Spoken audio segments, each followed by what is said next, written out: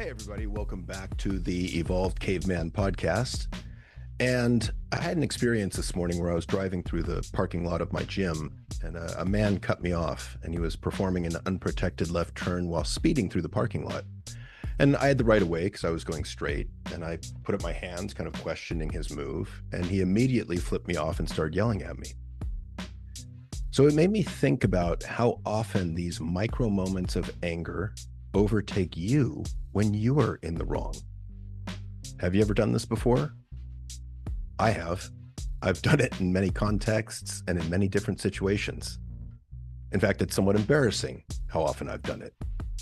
I recently or just learned how to stop doing it around 3 years ago. And I have to say, it's a great feeling.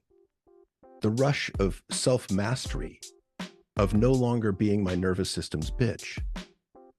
So today we're talking about something every man experiences, but almost no one was taught to understand. That moment when you snap, get defensive, shut down, get enraged, blame someone else, or feel the urge to shut down when you realize you messed up. Most people think these moments are about cognition or attitude, character or communication skills. They're not. What we're talking about is healing these knee-jerk, instantaneous physiological responses. And when we're talking about this, there are 3 levels to consider. First, there is cognition or thinking, your mental world of thoughts. There is emotion or feeling, short bursts of affective energy that last about 90 seconds.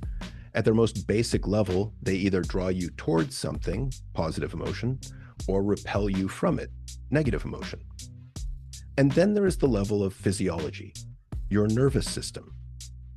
And any of these 3 may need to be addressed to heal a particular issue. But in the case of our fight, flight, freeze, fawn response to our own mistake, we are largely talking about physiology. These reactions are about your nervous system. And once you understand what's actually happening inside your body, something remarkable occurs. You stop judging yourself. You stop pathologizing yourself. And you begin to gain real choice about how you behave. So today's episode is about why we react the way we do when we feel exposed or wrong, how the nervous system drives those reactions, and what secure, grounded alternatives actually look like in real life. No jargon, no blame, just clarity and practical tools. Part 1, the moment everything goes sideways. Let's start with a simple example. You're driving, you misjudge a merge, someone honks. Instantly, your body tightens, heat rises. And before your thinking brain even shows up, your hand is up and all of a sudden you're flipping them off. And later, when you've calmed down, you might think, why did I do that? That wasn't me. That was my mistake. But it was you. It just wasn't your regulated self. It wasn't your adult, wise, calm self. It was another part of you. In that split second, your nervous system interpreted being wrong as being threatened. Let me say that again. When you realized you were wrong, your body interprets that as a life or death situation. So your sympathetic nervous system goes on high alert, and the fight, flight, freeze, fawn system takes over your brain to keep you safe. This is the key reframe. Our bodies often experience mistakes as danger, not information. And danger triggers survival responses, not maturity, not empathy, not open-mindedness, not calm, not accountability, protection. Part 2, why just calm down never works. Most of us were taught to manage behavior at the level of willpower. Don't be defensive, just listen. Take responsibility. Calm down, breathe. But when your nervous system is activated, your thinking brain goes offline. You don't choose defensiveness. Defensiveness happens to you. This is why insight alone doesn't create change a lot of times. Change requires state awareness. Once you see that reactions are state dependent, not character flaws, everything softens. Now let's map the most common reactions to what's happening in the body. Part 3, the 3 protective states. The first one is fight or flight, when the body defends. And this is the most familiar state. Fight looks like arguing, blaming, sarcasm, explosive anger or anger that's disproportionate with the situation, and over-explaining. Flight looks like leaving the room, avoiding conversations, talking fast, and changing the subject. Internally, your body is saying, I'm under threat. I must protect myself. So let me give you a few examples because I think the examples are really critical here. Flipping off another driver after you cut them off. This is you externalizing shame as anger to avoid self-accountability. And that flip from shame to anger, be aware, happens within 1/3 of a second. So it's lightning fast, and it's often below your conscious awareness. Second, blaming someone else immediately when you make a mistake at work. I talk about this as externalizing blame. The "it wasn't me" protects us against feeling incompetent because incompetence brings up shame and our self-worth. It challenges or hits our self-worth. Another example is explosive anger over minor criticism or feedback. This is old shame wounds getting activated. It's not about the present moment threat when your emotional reaction is disproportionate to the situation. Another one is defensiveness disguised as logic. Bob, let me explain why you're wrong for thinking I'm wrong. That's just you being defensive. And that's a fight response. Another example is attacking someone's character instead of addressing the issue. And we hear about these character attacks a lot in couples therapy. Because if you're bad, I don't have to feel bad. So instead of, let's see, oh my gosh, well, what we all often hear is, honey, you're so lazy. How come you didn't empty the dishwasher? The "you're lazy" is attacking someone's character. It's a criticism. It's a criticism of their whole being. Far better to look at the behavior rather than a criticism of their whole person. And the final example is minimizing or dismissing someone's feelings, which we hear a lot of men do, and I have done myself. You're too sensitive. You're too needy, instead of, yeah, I'm sorry, I messed up. So the secure alternative is pause, slow your breath, name the experience, something like, I seem to be feeling defensive right now. Let me take a deep breath. Because that single sentence shifts you from reaction to responsibility. All right, the second system is freezing or collapsing, when your system just gets emotionally flooded or purely overwhelmed. This state is quieter and often misunderstood, and here's what it looks like. Shutting down, which I was a master of shutting down and stonewalling when I would get emotionally flooded in a disagreement with Jory. So it can be shutting down, it can be stonewalling, it can be numbing. You just don't feel anything anymore, which is not a bad place to be as opposed to feeling emotionally flooded. You can withdraw emotionally, or you can go blank and kind of disassociate and go somewhere else. Your body is saying, this is just too much. I can't handle this. And so here are a few examples of freezing or collapsing. Withdrawing affection after conflict. So you punish the other person to regulate your own shame. You stonewall or shut down during conflict. This was my Hall of Fame approach. It didn't work very well. So you avoid the exposure of emotional inadequacy. You can shift into victim mode when confronted. I'm the one who's hurt, as a shield against accountability. I also used to do this. My emotions would take precedent over Jory's emotions because they were bigger and louder, and I was more hurt. And then she would often shift into taking care of my emotions rather than me actually addressing the initial issue which she brought up. So what does the secure alternative look like? It looks like you staying present without performing. And you can say something like, I'm feeling overwhelmed and I need a few minutes, but I want to come back and talk. That statement preserves connection while honoring your capacity. The third system is fawning, and this one's a little bit more recent. We haven't really known about this one until 10 or 15 years ago, I would say.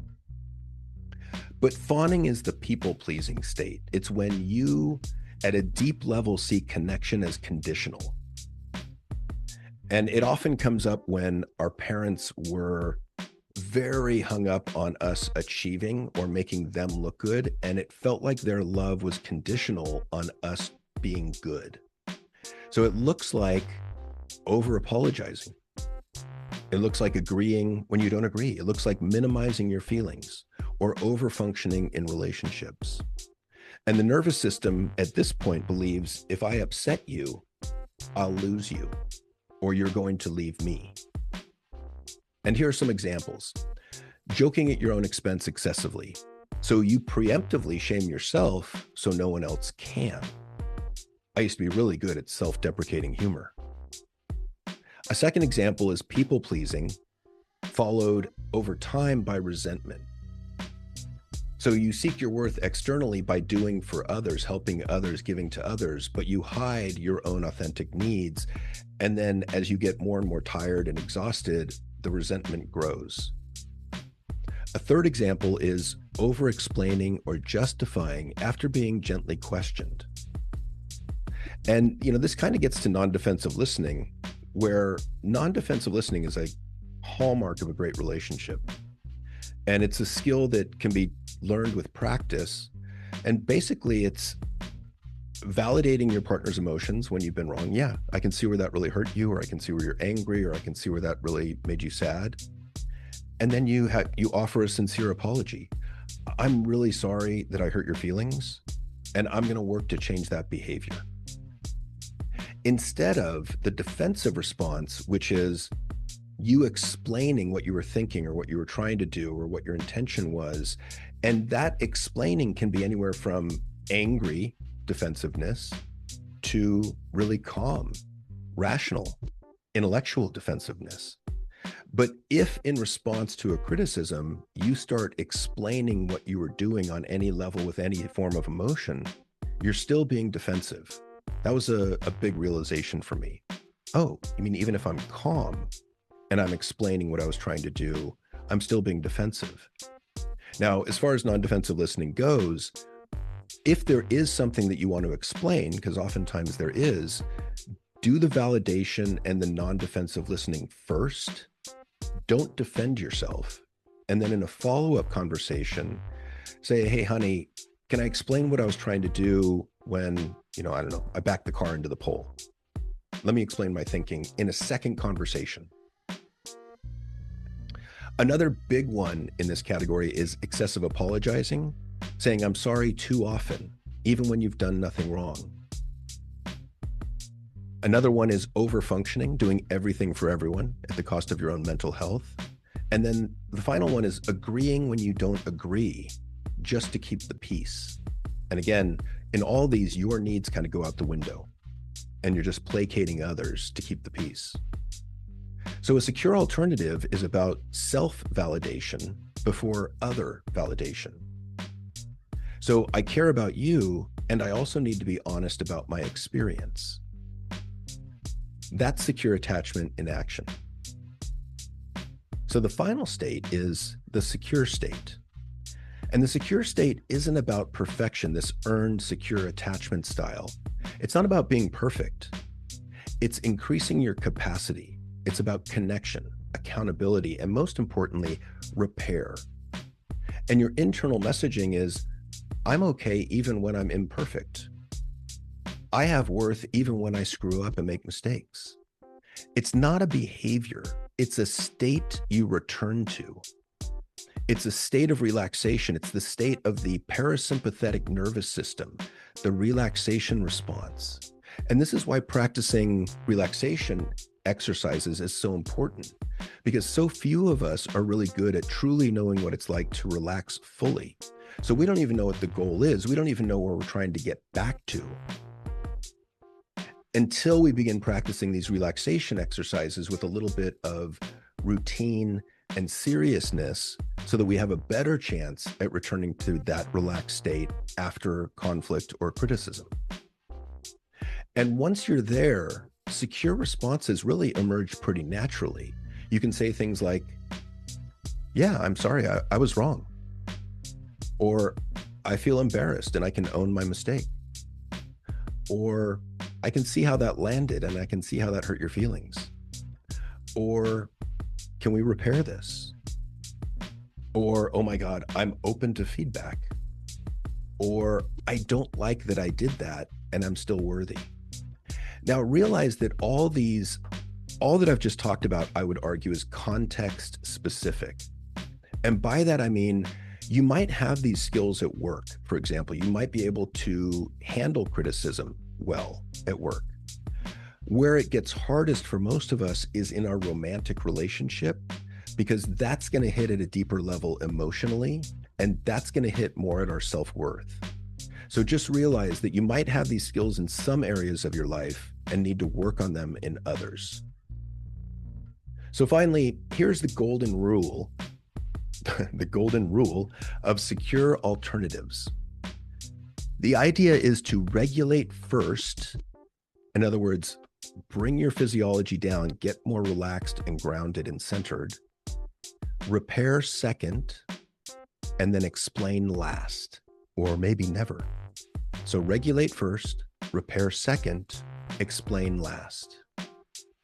Most shame reactions come from trying to explain before regulating, or from trying to defend yourself before regulating.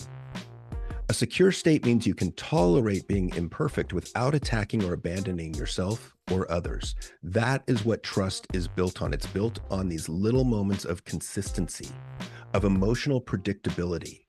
It's not about never messing up. It's about repairing cleanly and completely when you do. So finally, in wrapping up, here's a practical reset practice, a simple practice you can use immediately. So when you notice that physiological activation, that nervous system getting activated, the fight, flight, freeze response coming on, 1, you want to notice something just got activated in me. 2, you want to name it. This is just my nervous system. I'm not in danger. I'm safe. 3, you want to normalize it. Yeah, that makes sense. 4, you want to regulate. Slow your breathing, deepen your breathing, soften your muscles, relax your posture. And then 5, choose. Choose accountability over self-protection. You don't need to do this perfectly. You just need to interrupt the autopilot. So once again, briefly, here's the simple practice. 1, notice. 2, name. 3, normalize. 4, regulate. And 5, choose. And here's the reframe to really let this land deeply. Secure functioning is not I never mess up. It is I can tolerate being wrong without abandoning myself or attacking you. That capacity is the hallmark of emotional maturity, secure attachment, trustworthy partnership, leadership, and real intimacy. So here's the most important takeaway. The moments you judge yourself most harshly are often the moments your nervous system needed safety, not criticism. Growth doesn't come from being harder on yourself. It comes from understanding what's happening and responding with care and kindness. When you can do that, you don't just change your behavior. You change your relationships, you change your leadership, you change how safe it feels to be human around you. So if this episode resonated, sit with it. Notice your patterns this week, not to fix them, but to understand them. That's where real change begins. As always, I want to thank you for listening. And if this resonated with you, I want you to share it with a friend, sign up for the newsletter at theevolvedcaveman.com, or leave a review at Apple Podcasts. Any and all of these will help get the word out and make the world a calmer, safer, happier place. Until next time, this is Dr. John signing off.